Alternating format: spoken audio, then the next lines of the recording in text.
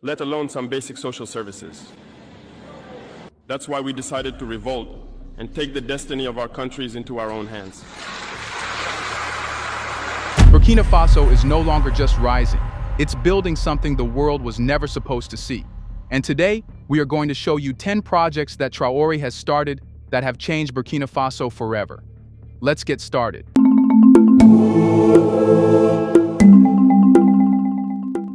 Red gold.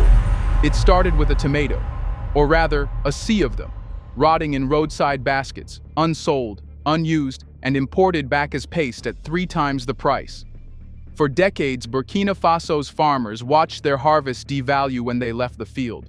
That's the trap Traore's government is now dismantling, one factory at a time. Enter the $8 million tomato processing plant, a precision-built facility designed not just to process crops, but to flip the food chain upside down. Located in an agro-rich zone with high tomato yield, the plant is more than an industrial site. It's a food sovereignty weapon. Capable of producing tons of tomato paste daily, it cuts the nation's reliance on imported food products, particularly from Europe and China, which once dominated Burkina Faso's consumer shelves. For every ton processed locally, thousands of francs stay in the economy. For every crate not wasted, a family gains security. The impact ripples far beyond the factory walls. Over 150 direct jobs have already been created, from machine operators to lab technicians. But that's just the beginning. Transporters, crate suppliers, local packaging producers, and small-scale farmers across the supply chain now feed into a structured, formal market, one that pays fair, buys local, and reinvests nationally. But what makes this project revolutionary isn't just the economics. It's the principle behind it. Produce what you eat what you grow. Traore's administration didn't build the plant with foreign aid conditions. It was financed and executed with state-backed investment, backed by BRICS-aligned partners, and modeled on a long-term goal: to make Burkina Faso the agro-industrial heart of the Sahel. Local agricultural training centers are being aligned with the factory's needs, teaching farmers when to plant, how to maximize yield, and what varieties to grow. Youth are being trained not just to farm, but to engineer food systems, ensuring that this isn't a one-off plant, but the first node in a nationwide network of value-added agro-industries. In a world obsessed with importing solutions, Burkina Faso just turned a simple fruit into a national strategy. But if tomatoes can become gold, what happens when the roads that carry them cross borders and drive regional empires? Here comes the $120 million corridor. Here's a reminder to please like and share the video and subscribe to our channel to watch more videos on Black culture, history, civilization, and identity. Let's continue now. Tomatoes need markets, markets need roads, and Burkina Faso is building them, not just for convenience, but for control. The $120 million Bobo Dioulasso Ivory Coast motorway is more than a highway. It's a high-stakes corridor of sovereignty. Stretching from Burkina Faso's second-largest city to the Ivorian border, this major infrastructure project connects local producers to ports, traders to buyers, and a once landlocked economy to the Atlantic.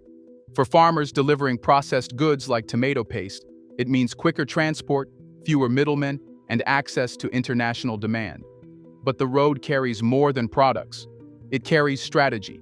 Designed for regional integration, the highway is a direct challenge to the historical choke points that kept Burkina Faso dependent on others for trade access.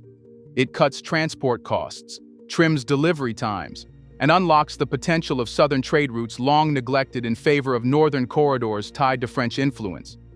Unlike past megaprojects, this one is grounded in domestic priorities, built with local labor, backed by regional partners, and tied directly to Burkina Faso's industrial and agricultural expansion plans. It's not a vanity project. It's a vein in the body of national recovery. Communities along the route are seeing rapid development. Rest stops, markets, housing clusters, and logistics hubs are emerging. Jobs are created. Goods are moving. And for the first time in decades, Burkina Faso is dictating the flow, not following it. A country once described by its isolation is now building its way out of it, mile by mile, village by village. But how do you power all this movement, all these factories, clinics, and homes without relying on foreign oil or failing grids? For that, we have Yelen, The Yelen solar power program is Burkina Faso's boldest energy project to date. Backed by the World Bank and the Green Climate Fund, this initiative is connecting over 150 villages and more than 300,000 people to electricity for the very first time. But this isn't about just turning on lights, it's about turning on opportunities. Yelen is deploying mini-grids and standalone solar systems in schools, clinics, markets, and homes, places the national grid never reached and never cared to. For a rural health center, this means storing vaccines without fear of spoilage. For a classroom, it means lessons don't end when the sun sets. For a local business, it means refrigeration, lighting, and longer hours. More critically, this is clean, decentralized power. No diesel fumes, no imported oil bills, no sudden shutdowns. Solar panels are being installed and maintained by locally trained technicians, creating jobs while securing energy independence. Yelen is not just lighting villages, it's rewiring the economy. The more electricity spreads, the more capacity Burkina Faso has to industrialize, educate, and digitize on its terms. And with plans to expand to hundreds more communities, Yelen isn't just a project, it's a movement powered by light and built for liberation.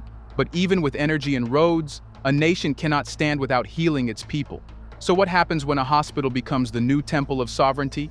It gives birth to Bobos Hospital. Once you power a nation, you must protect the people who keep it running. And in Burkina Faso, healing is no longer a luxury reserved for the capital or the elite. Rising from the ground in the southwest is the Bobo Dioulasso Regional University Hospital, a symbol of not just health but sovereignty. Set to be one of the most advanced medical facilities in the country, this hospital is built with one purpose: to bring modern healthcare to the people who never had it. For decades, the Southwest suffered in silence: understaffed clinics, outdated equipment, and long journeys to reach proper care. That era is ending. This isn't a patch job. It's a system reset. Designed as both a treatment center and a training institute, the hospital will serve patients while also educating the next generation of Burkinabe doctors and nurses, so the country no longer has to rely on foreign professionals or fly its sick abroad. Equipped with surgical units, specialized departments, and digital health systems powered by Yelen's clean energy, the facility will handle everything from maternal care to emergency surgeries. And it's not isolated. New ambulance routes and data links are being built to connect rural clinics directly to the hospital's central system. For the first time, modern medicine won't just visit the region, it will live in it. Traore's health vision is clear. If you want to build a strong country, start by keeping its people alive, educated, and close to home. But to truly live, people need more than care. They need water. Clean, constant, and sovereign. What happens when a nation takes control of its most essential resource?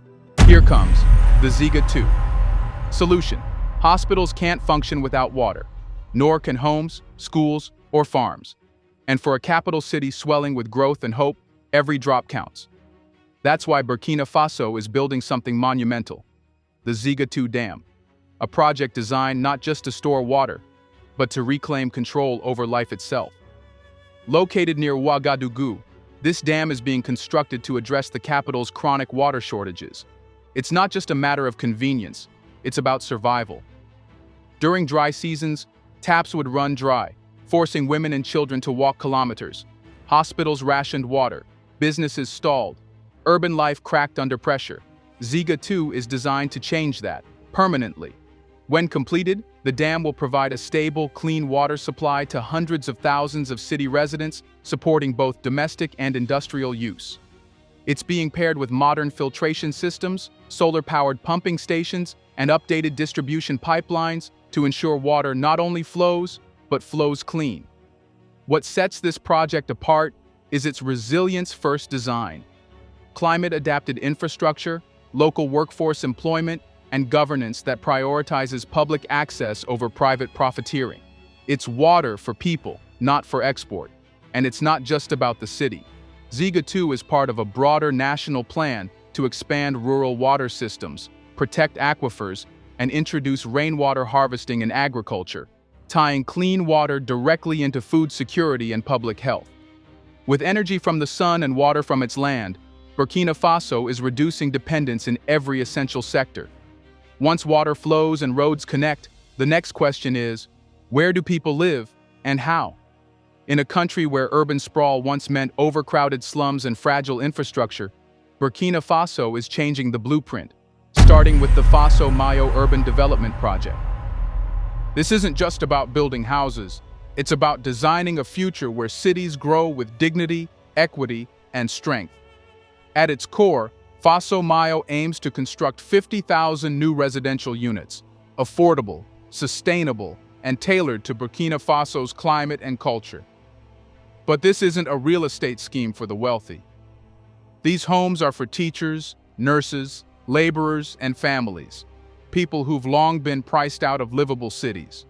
And it doesn't stop at housing. The project includes wide roads, public transport hubs, green spaces, and modern drainage systems. Schools, clinics, markets, and playgrounds are woven into the urban design. The goal is simple: no more separating basic services from daily life. Even more radical is the method.